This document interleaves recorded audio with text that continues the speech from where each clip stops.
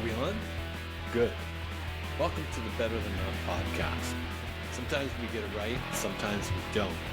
But when we at least do something, we know it's almost always better than not.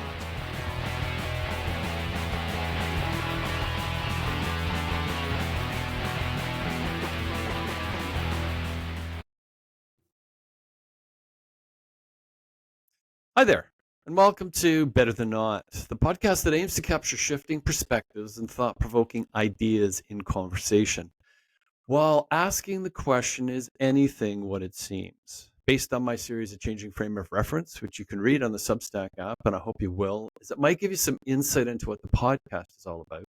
I also hope you'll subscribe to my YouTube channel, Better Than Not, so I can continue to bring you great guests like we have today. I'm your host, Doug Gardam, and today it's a pleasure to welcome back friend, author, and leadership entrepreneur, as we'll kind of learn a little bit more about it. Whitney Schreck. Whitney, how are you? I'm doing good, Douglas. It's so awesome to be here again. Yeah. As I said to you, I can't believe having done like over 100 of these now, and there's always a little snippet of something that's a little different. Before we got started here, we had a wicked echo. We did. We got it sorted. And it was recording, but it appears that we've got it sorted out well. So anyway, Yeah. You're doing well. And Yes, I am. You're also a new house owner. I am. I'm in my new office with all my fun, funky art from That's very cool. Local artists. Yeah, there's one right behind me. Her name is Kim Moore, and this is a silhouette of her kid, but it's like a head on fire. And I work in the world of, creativity and psychology with leadership. Yes. So, yeah. And that's the road we're going to go down a lot again today. So yeah, it's so exciting. But how, from the psychological perspective, how are you enjoying house ownership and being in a new house? That's a good question.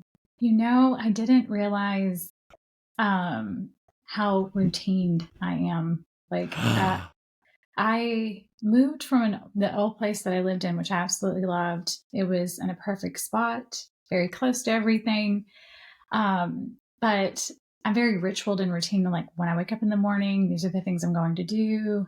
And after going through that 30-day shuffle, any person who has bought a home knows what that is, right? Oh, like it's getting the paperwork in, and then it's, trying to get everything booked and hired and, move, and you're transitioning. And, I have a pet and she feels the anticipation of it. And she's like, oh my God, what's going on? So I acclimated her, and so it's taking a little bit to get used to the settling into my house, because I wanted everything where it needed to be, because I had work. I'm running a business as well. So I had places that I needed to go within a week of moving in. I started having to prepare for all those things. So I feel like I'm just now starting to truly kind of build, which is very weird because I work out of my home. I live out of my home, and I have friends over here, trying to build that relationship with it again. That's how I am in my house. Some people are never home. And I have some friends that I'm like, I've tried to talk to them about it, and they're like, I don't get that at all. I'm never, they're always off somewhere and their work is somewhere else. But my house is my home. It's the place I nest. It's the place I settle into. And when I feel out of sync with it, or I don't have a relationship fully with it yet, it takes a while. So I'm trying to give myself this space to figure out what those rhythms and rituals are. And sometimes when I drive past my old house, I'm like, is that weird? Okay. Well, now you have a quirk on me. You know what's weird about that is we have never driven past old houses that we've lived in before until 25 years after we lived there. Oh, was that wild? I can't, there's something in me that has a very difficult time going back. Well, and now we're on the West Coast, so it's not really easy to go back to and do look. that. Yeah. But when you said you've already been back to where you were living, wow, that's crazy. Not really. I drive past where it is. I'm not driving down the street. There's a main stretch called Regional Airport, and I still live off of it. I'm about 7 minutes from my old house. Oh, you're real close. I'm further out from Oh, the okay. city, but I'm close to the old space that I was in. So also trying to find new driving patterns, having to adjust Yeah. my time because I did move further out. So yeah, it's been Do you have interesting. to do a lot of like travel for what you're doing? Like I see you kind of on Instagram, I think it is. Yeah. And like it's hard to tell whether this is local or whether you've had to fly somewhere to get to the location of whoever you're serving. Um, so most of my either my international clients or my clients live in other states. I primarily do like virtual, like Oh, coaching okay, or okay. Yep. consultation. But if I am if at my in-state clients, like I'll drive up to 5 hours to get to where I Okay. need to go. So I do have, well, close to that. I have a client that lives in Little Rock, which is about 4 hours from here. Is it? Um, Okay, okay. so about 3.5, 4 hours. Um, and then I have another client in Russellville, Arkansas, which is about 45 minutes. I know these are just towns that are completely irrelevant to you, but those are like some of my original clients, and they are Okay. in this state. So I do an annual communication training with their new hires. So as Oh, they come that's on cool. board, yeah, it's like a part of the team building. It allows them to kind of get to know each other and then understand what the power of communication with their clients and then with their colleagues. And I always leave a little bit of time at the end if some of them want to meet one to one with me to kind of dive a little deeper into their specific assessment Mm. or any questions they might have about their career trajectory, things like that. I really enjoy that face to face, especially with Oh yeah. these new hires that are coming in that are younger. They're so intriguing to me, and they're a lot of fun.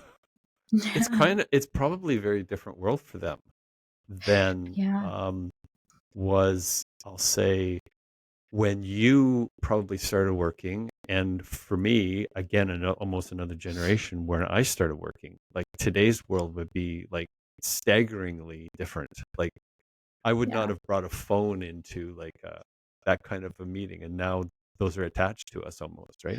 This last group that I worked with was hysterical. I did do a post. They were, I mean, I was so happy though to see it because they're very relationship oriented and they were very receptive Oh, to cool. relationship. I loved that about this last workshop. The guys that were there actually after they left, normally they bond over dinner. So Right, after right. dinner, the company takes them, and I'm a part of that. And then I leave to kind of let them do their thing. They went and found a bingo joint. These boys, Bingo? like bingo, yes. Like the table at like Yeah. I'll say a Mhm. senior's home where they go and they call Yes, out the they numbers? did. They did. That's what they did. And they were hysterical because one of them didn't understand it and then the other guy lost money over it and they were heckling each other the next day. But isn't that beautiful? Like That's the fact so that cool. That's yeah, right? so Like cool. in an era where we truly need those spaces. And this just speaks to the Oh yeah. company, my relationship with the company. Not to toot my own horn, but when Oh, they hired these individuals, they called me and they were like, "Hey, these are our three candidates, and that I help with that hiring process to make sure that that company culture is what they're wanting to build." And then here comes this group of individuals in my communication training a year later, and I get to see the ones that they hired, and these are in different departments, and then they all oh come together, wow. and it worked. It works. I'll So believe it was. I I believe it do. it was really it was really beautiful. You're in a way gifted in this area, right? Like you probably I won't admit that, but like you can tell just even how you talk because you posted something, I believe, right? Yeah, with them all On this. together. You Yeah, were wearing that's right. glasses though. I was. Yeah. I'm Okay, trying so not I to. saw the right one, right? They're still over here. Yes. Yeah. And I thought, like, Trying not to. how much fun it would be to start a company and have this individual, Whitney Schreck, come in and chat with us to get us organized. That's a pretty cool thing. I think part of it is just relationships. Oh, huge. Because yeah, even when I'm doing coaching, recently I started a cohort. And my goal for the cohort training is just to be the guide. So you have the materials, you do them ahead of time, but half of the coaching call is them peer coaching each other with certain Wow. materials.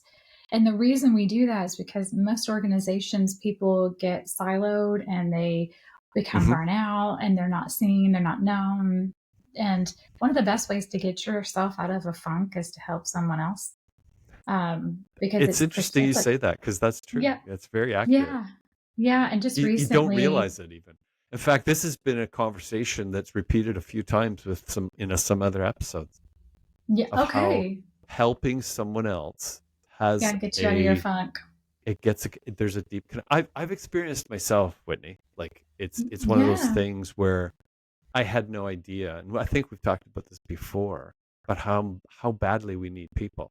I've always Mm, recognized it. Like I knew that I was kind of introverted, but I also like writing, but I also knew, and that's where the corporate world, it always provided people, right?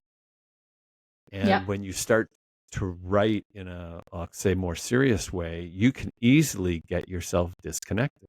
And that's where it Yeah. became very real to me. So I get exactly what you're saying. Yeah. But here's the thing, even within like the corporate world, people are so, Oh, they're trying to streamline their work because it gets really overwhelming. And the marker, the finisher marker for like, okay, you completed that is never satisfied because they've got this long list over here of like mhm. 20 other things. And then in their head, they feel like they never completed anything. And You so, you you just hit a nail on the head with that, Whitney, because and I'll tell you the reason why I say this, so maybe you can even expand on it. I feel the trades have been given a real miss direction, and in my for sure in my direction. Like, and I think to your point, when you fix someone's as you have a car appointment, somebody's car, you unplug somebody's drain, you fix somebody's light so it works, you have instant gratification that you did something. mhm, In the mhm. corporate world, that's what you're just mentioning.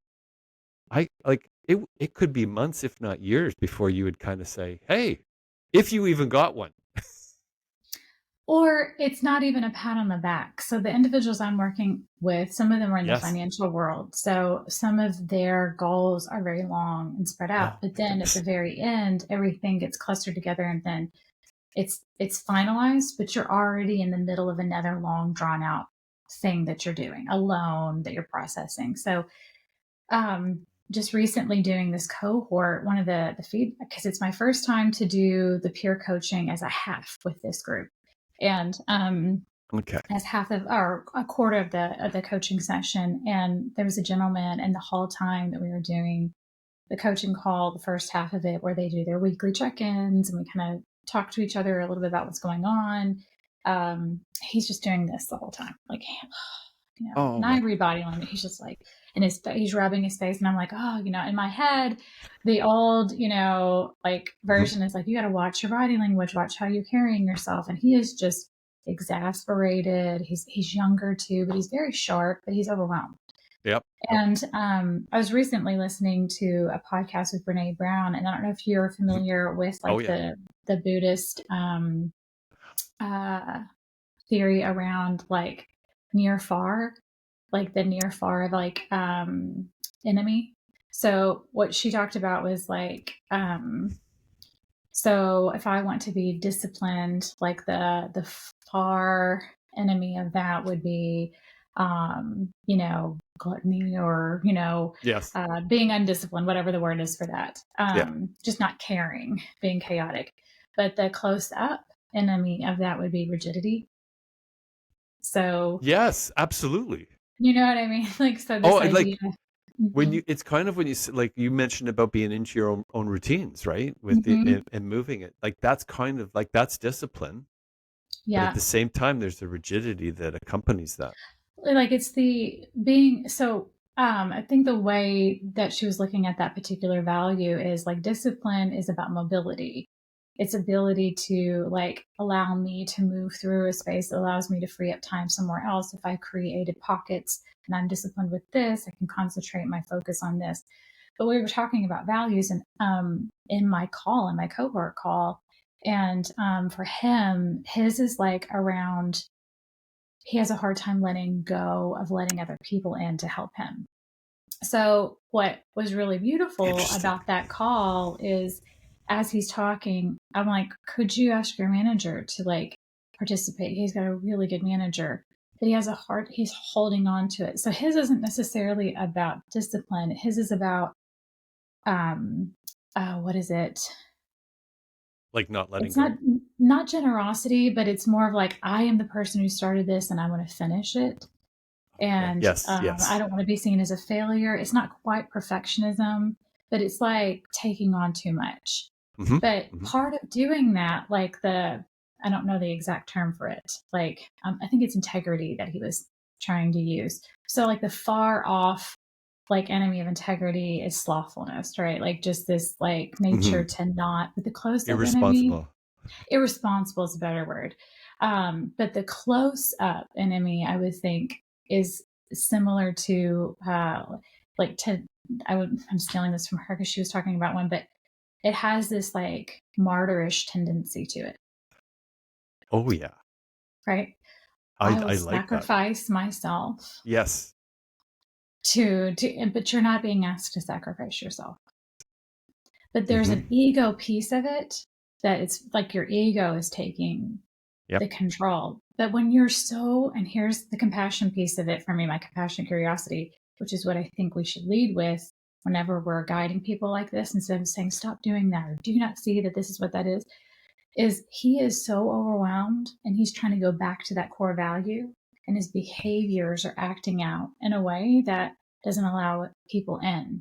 Hmm. And I know he can't hear it from me.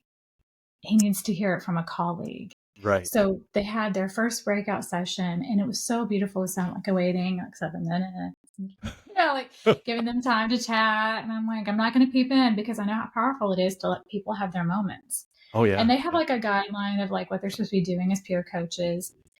And when they came back on the call, I kid you not, Douglas, his face looked like he had lost 10 pounds. Like he was just like, he was so much lighter. And he had two people that were willing to like pour into him and Oh say, wow. hey, this is a really hard season. I know that you don't have a full staff even in your office. There's a lot of shifts and changes. I don't even know what all they said, but that's the power of like being able to be seen, to be understood by people who have feet on the ground. And he said that in the call. And I Oh said, yeah, yeah. absolutely. That's the point of this. It's not about me showing up and talking to you about all this knowledge I have. That would be great, like razzle dazzle, right? Yes. Yes. The most powerful thing is to align people to relationships that can most impact them. No, And it's he very true. and he had a person in his particular peer coaching circle, which is more like a peer mentor because he's a little bit older than him and has been doing this a little longer, but they're in the Wow. same role. So he was the one that poured into him. He's like, hey kid, chin up. You I hear what you're saying. Yeah, it's okay to bellyache. We have pains. There's power in being known because we have to be able to Oh finish yeah. that cycle of burnout. We need to be able to come back to like a firm foundation.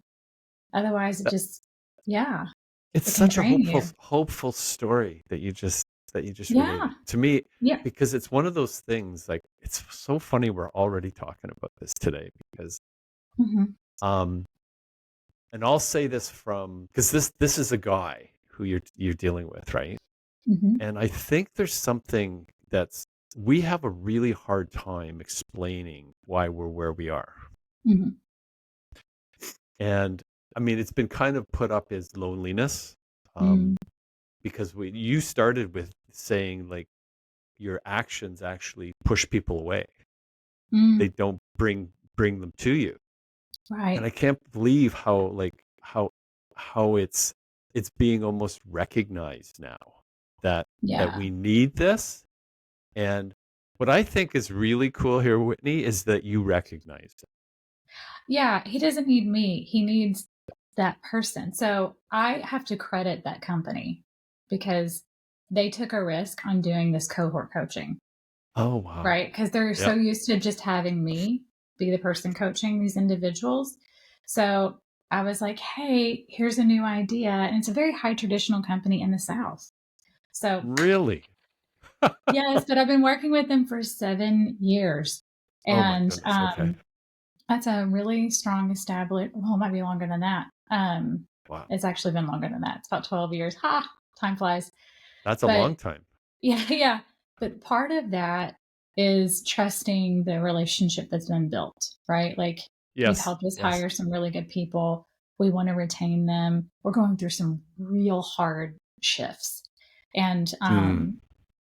they've made some drastic decisions in the past few years to try to get on track with having a healthy culture and, Wow. trying to like steer the ship in a right direction. And that takes a toll on your people because Sure does. it's just change. So Yep.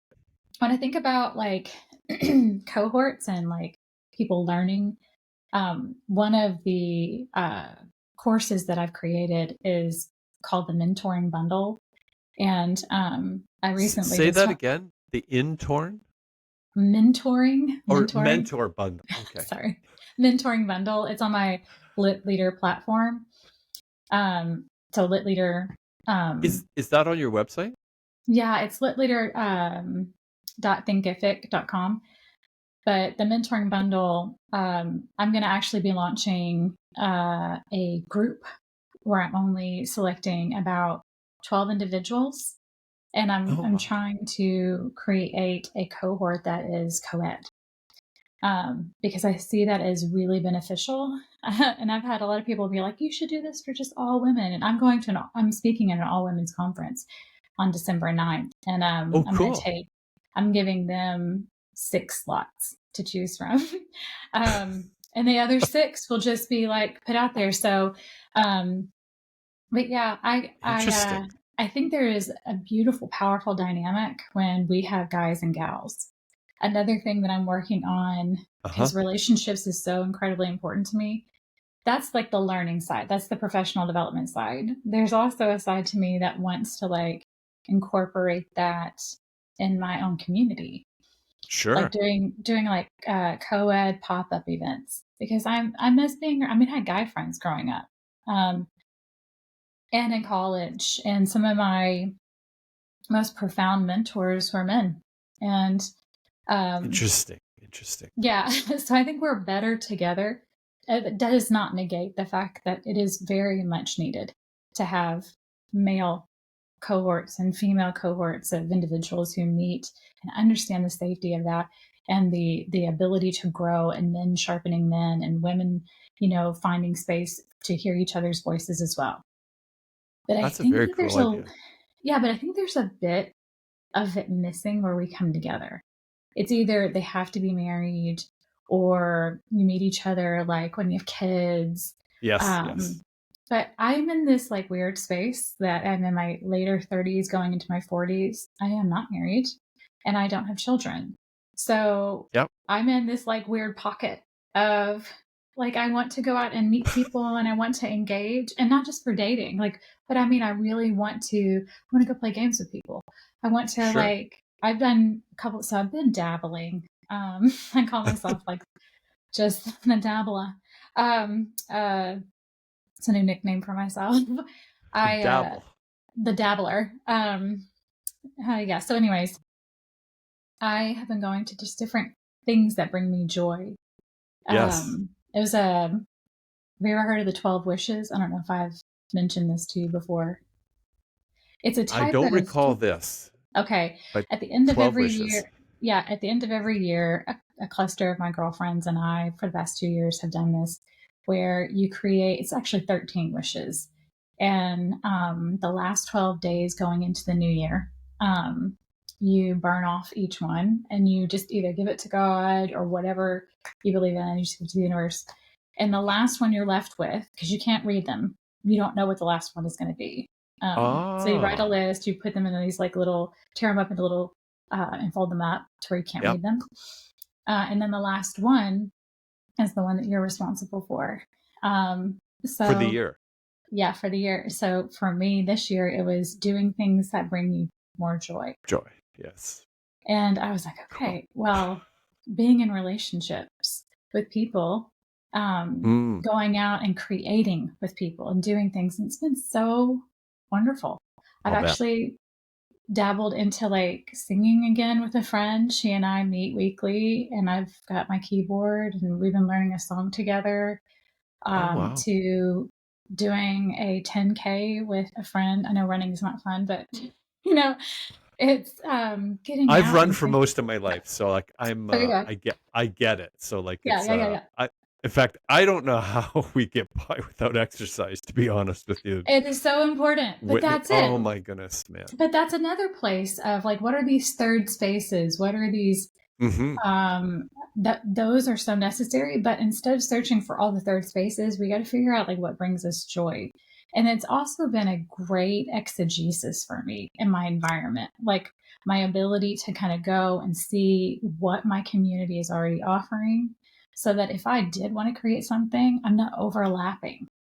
Do you know what I mean? Interesting. Oh, yeah. It is it's almost scary in this conversation for me today. It's given me chills because I've had this conversation with another individual from Los Angeles Okay. who's a male. Uh-huh. Very different situation, but Okay. talking about the same things. Okay. So I so you met my Met I friend. met him on Copper Books too. Okay.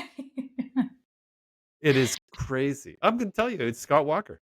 Scott. Is it okay, I think I know him. He's the one that has I think you do too. And okay. he wrote these cozy tales, and he started talking about this, Yes. things that We give us joy, and trying to figure out what that next step was. I feel like And he's on my Instagram, Scott Walker. I'm sure Scott is writing is his name, is Scott what he goes by, is writing. is it two T's?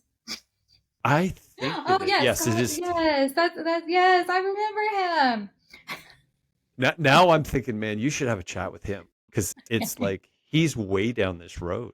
Um, Now his is Mhm. more around, as I said before, this discussion around loneliness, right? The Mhm. epidemic of loneliness that we hear about, Mhm. and his has been reaching out to talk with other guys, I love that.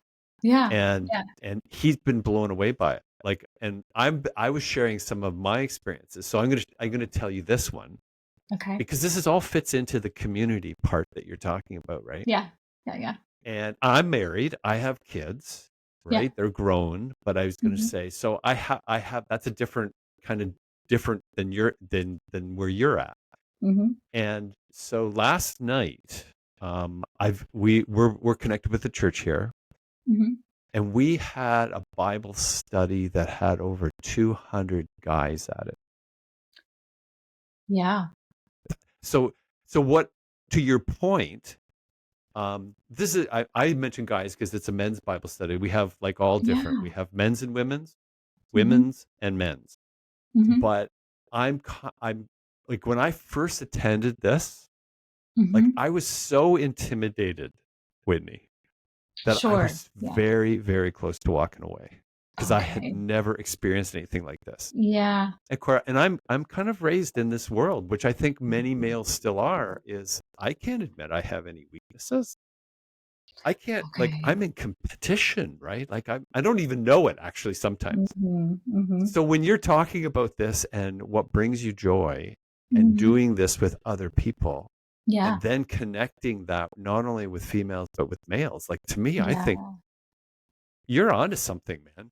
Like I Yeah. do really think it's something that because this is not I'm putting words in your mouth, I know, but you're not talking about a dating site. Like No. you're talking No. about relationship in the sense of being able to talk to someone else about Yeah, but like things. more of like the curation of it. Like I like that word. creating Yes. Yes. context where people can come in. So like for instance, like with my cohort, these Yeah. individuals have scheduled, they're getting professional development, but they're doing this with each other more than me, going, tell me Yeah. more about your problem. Okay, let's dissect that. They talk to each other because they both have feet on the ground. They know the language of what they're doing, and I can facilitate Absolutely. that. So there's one specific thing that keeps coming up because this is something that I'm so interested in. I have like a saved section, a saved folder in Instagram for things that I'd like to do in Northwest Arkansas. And one of them is these bars that have lecture and learn. So like these professors nearby. So we have a university here, University of Arkansas, go Razorbacks. I'm sorry. Oh, you're Anyways, really close to them. yeah, Fayetteville is just like 20 minutes from me. Oh, So wow. but Okay. yeah, Okay. it's in Northwest Arkansas. So um we have professors here that could come in, but they have like these like fun topics like astronomy and Oh, astrology, like the man. overlap of these worlds. And they come in and you get a drink so it's supporting a local bar. Well, years ago when I lived in Northeast Arkansas, I ran a nonprofit called Kaleidoscope Creations, and we did pop-up art events, which was very similar. So if you didn't want to go to a bar, because most of the bars were like loud music and you're screaming at your friend and it's tight spaces and Yep. silly people and ugh. So we had met at this coffee shop and we would just bring the supplies. And again, it's not like Pino's palette. It's like you are literally sitting there, you are creating a bird feeder, you're painting a wine bottle, you're, whatever, curating, but you're talking to each other. And you can look up what you want to do on your phone even. And you're getting a coffee and a muffin and you're literally creating space for people to play and think Yeah. together again, and you're supporting local business. So that is something that's bombulating in here. Oh, So cool. I missed doing that. And I loved being around that energy. And I think in this season of my life, this is another one of those, like, what gives me joy Uh-huh. is bringing people together. I Yeah. used to love like hosting like pop up like pumpkin gourding at my house. And I lived in a 600 square foot apartment, Douglas, back in the day in my 20s. Yeah. My Ah. car had broke down. I was driving my dad's Ford Ranger. We got this old like Dollar Tree shower curtain lined the back of the bedding, and we just gutted our pumpkins. And Oh, we either wow. carved them or painted them. We roasted the pumpkin seeds. My house was packed with like 12 to 15 people coming in and out. I loved that. And people who'd never met each other because I have friends from all walks of life and all circles. Oh, So that's I feel like it's partly my calling, partly in some way or another. It's in my business world that I'm, yeah. creating, and then I'm also doing that and trying to do it socially as well. So I have a great love to do that, and I enjoy it. And hopefully, we'll have the chance to maybe do some of those lecture and learns at these like local pubs. But I think the world is also noticing it as well because I've seen some of these bars turning into bookstores. We have Oh, one locally wow. called Two Friends, and I go there for a book club.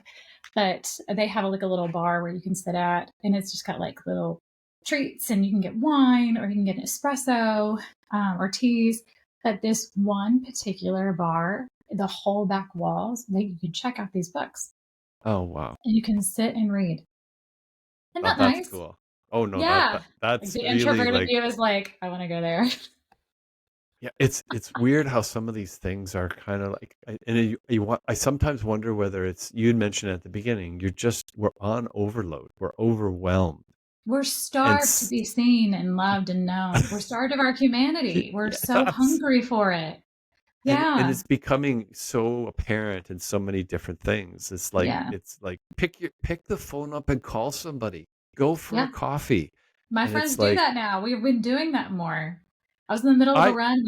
My friend wanted to tell me about a project she's starting with her son. I'm like, she's like, are you okay? I was like, yeah, what happened? And it wasn't an emergency. She was just excited to tell me that's cool. something. No, And you could, that is yeah, yeah. because it's one of those things that, and it comes up in many conversations now. I'm really kind of surprised because I kind of recognize it when we moved out here because we didn't know anyone. Mm-hmm. And I would complain about like my phone never rings, right? And then I Oh, realized, yeah, well, actually no one else's phone rings either. So because I'm not somebody's ringing got to them. pick the phone up and ring and phone, right? And it Yes. was a way to kind of go out for coffee. In fact, it kind of moved into this podcast kind of thing. Mm-hmm. And it's really interesting how it happens. But I want to come back to what you had said about, so how did this cohort thing come about? Was When this I was in, something that you created or it's something I experienced and realized the corporate world needed more of. Ah, So okay. being in grad school, I had never been in a cohort, not an official one. Like, I guess, like when you're growing up in churches, they have like little things that kids can join, but nothing official. And Right. like coming out of grad school, the people I learned the most from wasn't my professors, it was my colleagues. And I Yep. started like, my brain was like, I think I can apply this, a much more scaled back version of grad school to this context. Just giving people the right materials and getting them Yep. thinking. Because if I'm sitting up here talking about all this information, you're not going to remember. It's like sitting in a sermon. You don't remember the majority of the sermons you've listened to. You want to Yep. know why? Absolutely. Because the person who's preaching is the one who's learned. They did all the homework. You just pegged it, right? I mean, the teacher is the one that learns the most. You And know what's even really though, funny about this when you say that is I've been like this kind of came out of nowhere, but I'm actually leading a table at the Bible study. mm-hmm, So talking about learning, mm, oh my goodness, man. Like it's just another level almost. and I think So, it's just being compassionately curious, right? Because oh I yeah. can come in with a structure, but the majority of the time it is, what do you need? What do you need from today? What are we going to dive into? Hmm. And I can start conversations a little bit, but I needed to listen to the mood that was happening, especially in this last cohort. This guy was struggling and he Hmm. wasn't going to get anything from me. It just felt like another task. So when they went into that, it was a test run for them because I'd never done anything. And this cohort is actually quite diverse. We have young and older, and they're all kind of in similar roles, but just very different life Interesting. stages. Yeah, yeah. So it's unusual, and I like it because I think that's what we need. Like, I think we sequestered young people, like guys, and then women, and some women just feel more comfortable. There, so we have two women that are peer coaching, and we have three over here. It's a guy and gal, like, and they do their breakout sessions. So No, this I is I very cool. Like I like it. because I'm Mhm. also wondering whether like where technology is taking us in the way of I'll say technical information that we want to know. Like when I went to school, curriculum was everything to me. Like that was just the social part. Are you kidding? What a waste of time. That's kind of Mm, like how my brain works. Now I've completely reversed it. And part mm, of that reason is now we've talked AI, we have information available to us in an instant, right? We can ask mm, any question mhm, we want and pretty much get an answer for it. So that curriculum is we have it, but there's other things, and this is what you're recognizing and what you're doing is that are really messed up. Like they don't work. mm. Like I've got to, and to me, it's kind of cool. Well, I think it's amazing how you even recognize it because it's like it's Well, it's social do you think that's a isolation.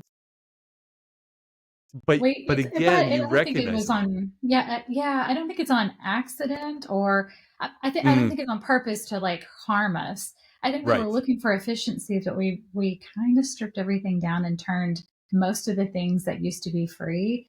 We have to purchase community now. We have to purchase support and help. We have to purchase and wise Yeah. counsel. Like, we have therapists, and then we have like groups that Yep. we're a part of, and even with church, it's about tithing. You're Yep. paying to for community, and just trying to Interesting. figure out like how to do that. Just today, because the algorithm is listening so much to what I'm saying, and sometimes, and you have to make it work for you, right? Um, Absolutely. but I got this like reel that came through about these in-laws that made it there's like an acronym for it and I've already forgotten it, but it was basically like sibling time. And so they come together, like when they put it in a group text somewhere and say, hey, is anybody available on this Saturday? I'm calling an SOS for this. And she said, a lot of the stuff around my house, we have this game room that has just become the junk room for everything. And it's been really difficult for us to like give it any attention. Like, Hmm. we just don't, it's just like, oh, I don't even want to deal with that. So the SOS is, hey, I need you to help. And she said, my job is to just create the list of things that I'm like the tasks I need them to help me with. So you've got like 10 people coming to your house, Yeah. and the togetherness of it makes it happen so much more faster. Right? And I reposted it and said, can we do this as a friends and family? Cause I don't have that like in my life. I have friends. And I was like, I wonder how quickly it would help to just, instead of trying to do everything independent on your own or hiring it out, if we found ways to create these like Yes. SOSs, like, hey, SOS, I need, but we communally come together for tragedy Hmm. or for big, like hearty things. But like, what if I need some help, like going through my garage? Can I get some people to come over and help me kind of sort through it and organize it? I there's something there for sure, Right. I Whitney. think Like it's I just think the idea of asking. I think we're moving into a different era. And I I'm one of when you say that, I've commented recently about this is in upbringing. I think it's generational, but we wonderful family I grew up in, mhm, but we were never really taught how to ask for help. right. And it's exactly to the point of being independent. You're Mhm. proud of that independence, right? And then our countries are kind of founded on it, as a matter of fact. Okay, so for just a second, let's do the near far enemy. So being Yes. independent as a value, what Yep. is the far enemy of it? Loneliness, I Codependent? would say. I would say codependence, because you don't want to be like, independence is I can do this on my own. Right, right. The enemy, the thing that you don't want to be is codependent, or um Mm. like You don't want to be dependent on weak. anyone Like else. you feel like you Yes. look weak. Yes. Yes. Yep. So what would be the near enemy of independence be? So I would say loneliness because you're now No, no, you're no, so independent. not the consequence, the enemy of Okay, it. okay. The thing that looks similar to independence but Pen- isn't. It prevents you from actually engaging others.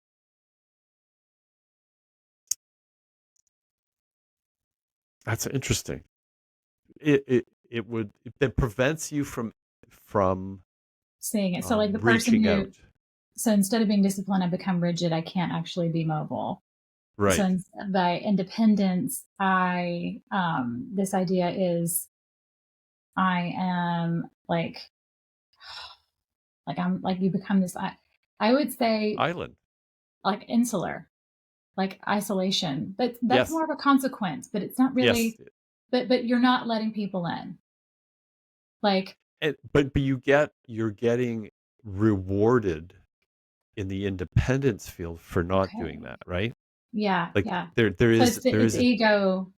yeah, if We're almost there's a to it. We're pride. still, There's a pride that yeah. associated with that, right? Okay. Now we're into C.S. Lewis zone, right? Yeah, yeah. It's like it's rooted in pride. We're getting close because it's like that's the consequence, but there's a word for it. I'm sure that somebody, whoever's listening to this, would be like, that it's this, like, Yes. um, but that's what I mean is like when you start recognizing like, oh, I don't want to bother anyone. No, I don't want to be a so that's a very big burden. one. That's a very Mhm. big one, Whitney, because Yeah, I'm I not do going to think, bother. yeah, Yeah. I don't Hmm. want to call you and interrupt your day. Yeah, yeah, yeah, yeah, yeah, You're yeah. always busy, and I don't I've want to. got this. I've got this. And I Yeah, that yep, and that that's mentality. So wow. Okay. independence. The other day we were talking about this in my communication class, and this is kind of a full circle moment of what does it mean. And we were talking about like, well, you don't want to end up just burdening everybody around you. And I said, so there is a term called interdependent. Hmm. And it's the ability to do your job. Like you bring your piece to the table, because it's around accountability, right? Like, what am I Hmm. accountable for? What is somebody else accountable for? I'm accountable for doing a great job. But today I only have 30%. I need some Hmm. support. So if Yep. I don't Yep. ask for the support, I'm going to give a 30% whatever. And that might Yep. be all I have. I might not have the resources to get somebody else like in on this, but to have enough grace and compassion towards myself to go, that's where I'm at today. Hmm. But the interdependent quality of that is if you have a team and you don't ask, what you're doing is you're creating a silo for yourself. and you're no Hmm. longer actually a part of the team. And the longer you do that, you become less and less interdependent. Yep. And when something scales and becomes too big, people will eventually look at you and go, why didn't you ask? And did you Right? even know how? That's true. There's the lesson here is when we have a value that we assign like an ego attribute to, like I'm just, I am independent. Like it's not even hyper independence. I don't ever have to ask anybody for help. I want to be Yeah. so efficient because there's pride, there's ego attachment. Oh, The major. the sacrifice of the ego says I don't have to do this alone, and you know what? Where we're going in the future is a requirement for me to be able to say, "Can you help me? Can you support Yep. me?" And we need to do that in play. I think that's one because it's a practice, right? If we don't ever practice that, what we give our attention to becomes our foundation. Well, the play is important to even get to recognize it because I think many times you Yeah. don't even where it's like where did the saying come? The whole is greater than the sum of the parts. Hmm. Like that. There's something to that in a major way, and we see examples of that all over, right? Yeah. Whether it be whether it be in our music field that we previously have loved to talk about, right? Why can a band go crazy and be very successful, but as individuals, no one wants to listen? And there's Hmm. so many that like that's just one example. Well, I even mean, solo artists are not completely solo, right? They have if, an absolutely have a team enormous behind them. team. Yeah. So it goes back to if we play, we start doing it there. Like, I don't know how to play this game. Can you show me? Yep. Oh, that's cool. Yeah, let me, oh, I don't know that. That's really interesting. Because when we turn on our learning centers and we're playing, then when it gets to the hard stuff, we already have like a baseline for that. And trying to Hmm. integrate that, we've practiced curiosity, we've practiced listening, and done it in an environment that is supposed to be enjoyable and playful. So you're kind of breaking down those walls. I think when you do it in play first, it makes it easier. So, and you can integrate that into your like evenings, just playing card games with your family For or, sure. No, whatever it that's is that you enjoy in play, being able to ask for help and learning something new is so important, interesting. especially with that interdependent thing. So, yeah, and breaking down paradigms around genders too, like how men and women Hmm. see things differently and how it can be so helpful to get a different perspective from someone too is beautiful. And I think that that's kind of where we're going. So hopefully in the future I'll be able to do some of those things in my community. But Well, for now, even with my business, that's where I'm headed. Cohorts. very, very Yeah. interesting. So I'm going to switch gears a little bit. Okay. And so reflections from the fire. Yes. That's So it. that's kind of the connection that I'll say we met on because of books. Yes. And you hadn't published it at the time, I think, when we first met. So taking that book, does that give you kind of a launch pad to go into writing something next that fits with what you're talking about around the You're digging in cohort my world? backyard. You're digging in my backyard, Douglas. No, because there's Yeah, I things feel like the about universe is like poker for me, poker. I just jokingly said 2 days ago to one of my closest friends, I said I'm really having a hard time getting back on the bandwagon of writing, and I love it. It's my one of my passions. But I have a book called Golden Threads, and it is about relationships and how we navigate them and what they look ah, like. I learned about this concept of like looking at your life like a tapestry, which I yep. love, beautiful tapestries, and how all these different experiences are all these threads that make up who we are. And for somebody I had a very challenging upbringing, and Yes, I yes. remember thinking, like, in Reflections from the Fire, like, you go through these different crucibles in life, but then you learn how to wield your own flame. You know how to hold that flame and not burn people and be Hmm. like lit from within, right? So part of that is looking back. So this fire on the inside of you is looking at your tapestry, and what does that fire catch? threads, the golden ones that light up. It reminds you to look back not just on the hardship, but what Hmm. was the adversity? The adversity illuminated the people who showed up and saw you. So it teaches you like the things that you want to become, how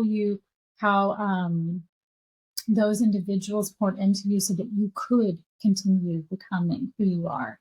And Interesting. it's a way of, one of my core values is honor. So honoring those Mm. golden threads. Early on in my career, I had these little quotes. Some people call them manifestation mantras, whatever you call them.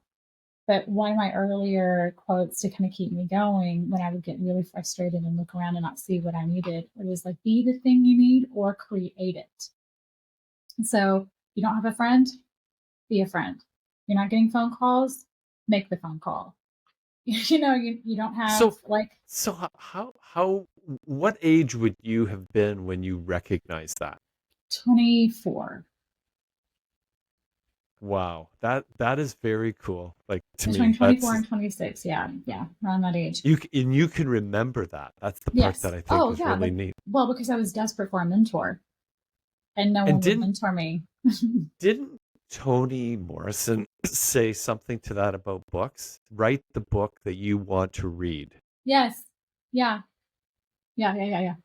And doesn't this fit into a previous conversation where you said be your own friend, even? Yes. Yeah. That's the first relationship you really got to focus on. Kind of like if I want to go out into the community and build something, I need to make sure, first off, what is already there? And two, what do I enjoy? Because if I'm going to Yeah. build it, I want to build something that I actually like doing as well, because I'm going to be lit up about it. That's the whole point of being a lit leader, is understanding what lights you up on the inside. And part of Oh, no. mine is really about, um, when I was having to go back to my values, Brene Brown says you only have two really that you lead from. And I was like, I have three. Mine's peace, honor, and beauty. And then I jokingly said to my friend, I was like, I think mine is beauty. One of Mm, my primary ones, which leads me to wonder, because I think beauty has a way of inspiring awe and wonder. I mean, I'm surrounding myself with art because it yes. stimulates my mind. I love going out in nature. I feel like that's my mother, like this healing quality of it. I call it beauty hunting, like this process of repairing the heart and the mind and being back in your body. Compassionate curiosity stems from beauty, coming back to I need to remain curious, um, but Yes. with a compassionate lens. So I think beauty is at the core, of like what I like, what lights me up, and honor, Hmm. like honoring the humanity inside myself, right? Like I could be this big robot person who's like success, an entrepreneur. I'm gonna be a multimillionaire, Yeah. which Yep. is the drive. That's the push, push, push, push. But um, really honoring that core desire of connection, relationship. Like I will get Mm. choked up on a commercial where somebody is like commemorating their dog, or some Uh-huh. like grandkid and grandparent that love each other, and like one passes away and there's a memory, like this honor, like that always gets me. It gets me in a chokehold. But it's also about your word, being impeccable with your word, which is one of the Hmm. four agreements from the four agreements. So Yes, that book. Yes. being impeccable with your word, which means not paying attention to like, honoring what you say or what you speak. Don't practice black magic. Practice white magic. Is that was his analogy in the book, which is don't speak death over yourself, speak life. Hmm. So Yes. if I am always trying to hit the success marker that doesn't align or doesn't honor how I'm wired, Right. Right. that's black magic, right? I'm dishonoring myself. So how was I Mhm. built? How was I created? So it comes back to that, beauty and honor for me. So And so this is going to come out in a new book format. yes, Is yes. that your plan? Douglas, calm down. I do not have, I have a template for my book. I have written pieces into it. But I do definitely need to finish writing it. So I'm so pleased you're writing though. Like I think that's so I'm cool that you're not. That's doing that. what. That's my confession on this podcast is that I'm not. That I need to. How rude! Like, But you at least have plans though. Like you're oh yeah, I have thinking a in that whole. direction, Oh right? yes, I had the framework for it like a year and a half ago, and I typed it all out. I Oh know. wow. Well, that's I that's just that's a step forward. yeah. I always have like a skeleton before I ever like put the meat and the flesh, all Right. that onto my That that's bones. that's how you work. Right. That is So how that I work. I have to because I'm like, what's my roadmap? What's even the point of writing this? wow. So yeah, I'm not a free former, but yeah, maybe off this call we can like have a chat and um you can keep I don't pushing want to me. go too far with saying that, but it's fun to hear that you're doing that. You're like, I Now, won't be your accountability. I do have though. I know you have a time number, and that's what I'm kind of looking at right now to be Yeah, careful because yeah, there's a couple yeah. things I do quickly want to go and say. So from our Sure. last discussion, we broke down into the C.S. Lewis. We're not going to go down the C.S. Lewis rabbit hole today, Okay. but you told me about a book called Till We Have Faces, Yes. which I was I honored to get I in the sent it to mail. you. I sent You it. did. And Yeah. so this myth of Cupid and Psyche, it's a whole new world for Oh, me. I hadn't love. recognized it. And I'll tell Mhm. you, Whitney, there's so many. I'm in a book called Dominion by Tom Holland right now. Like the actor And Tom it's a Holland? two. No, no, I was going to say it's not Spider-Man. He's Okay. actually a Okay. Okay. historian. Oh, okay. And and he's actually I don't actually know how he did it, but he's written the history of um I guess I would call it Christianity Okay. and talking about how ubiquitous it is in our world. And he starts back in the Persian world with this Azura Mazda. Mm. And it's not a faith book. It's literally a historian recollection of like literally the 2000 years. Wow. And it's captured my not only imagination but my attention. So Mm. that and in between I keep bouncing back to Till We Have Faces. So Yeah. that's one thing. The other thing, I'm watching time here. People want Mhm. to find out more about you. You have a website. Yes. Yes. Lit Leader at thinkific.com has all of my courses. Okay. And Wittisms.com is if you're looking for just straight up one on one coaching for your teams, or if you're looking for behavioral assessments or hiring consultations. So Wittisms is .com. WHITISMS.com. Yeah. So you have two. Yes, I do. Yes. That's very cool. So I've got to make note of that to put it in the blurb for when this episode comes out. Yeah, I'll send you the links in an email. Yeah. So that's very cool. So I think we're doing okay with timing here, Yeah. and Yeah. I think we could double this easy in this conversation because Yeah. I'm Should we hardly do even a part two? started. But just to kind of wrap up, like Yeah.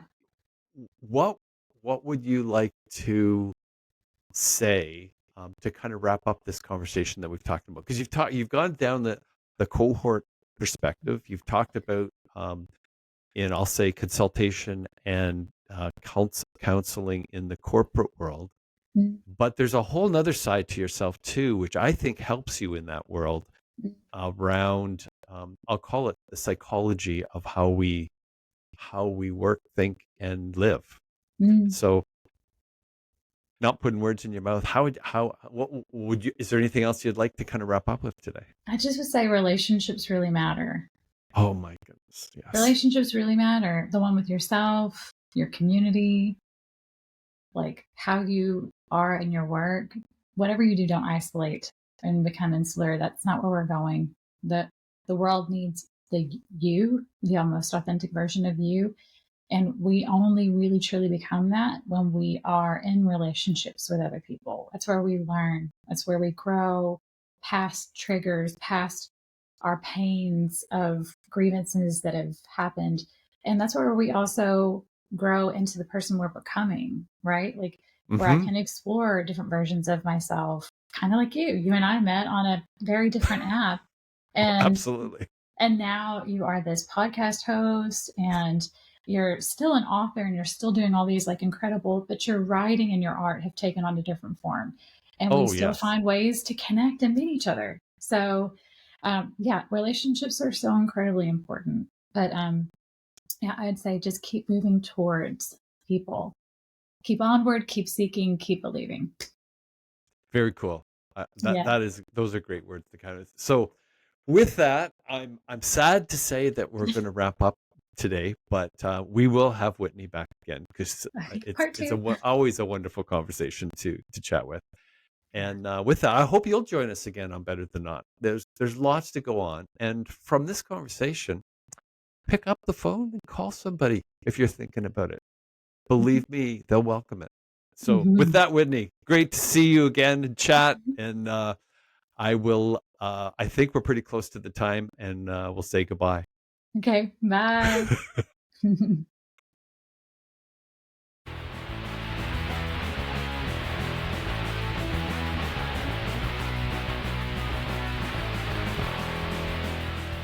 Are we on? Good. Welcome to the Better Than Not podcast. Sometimes we get it right, sometimes we don't. But when we at least do something, we know it's almost always better than not.